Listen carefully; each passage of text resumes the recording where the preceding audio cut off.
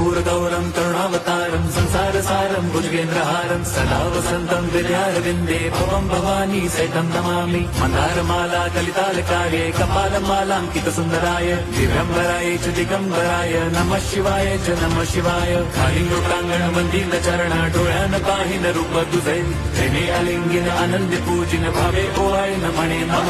त्वमेव माता पिता त्वमेव बन्धुश्च सखा त्वमेव विद्या द्रवणं त्वमेव सर्वं मम देवदेव। कायेन वाचा मनसेन्द्रियैर्वा बुद्ध्यात्मना वा प्रकृति स्वभावात् करोमि यद्यत् सकलं परस्मै नारायणायेति समर्पयामि। अच्युतं केशवं राम नारायणं कृष्णदामोदरं वासुदेवं हरिं श्रीधरं माधवं गोपिका वल्लभं जानकीनायकं रामचन्द्रं भजे।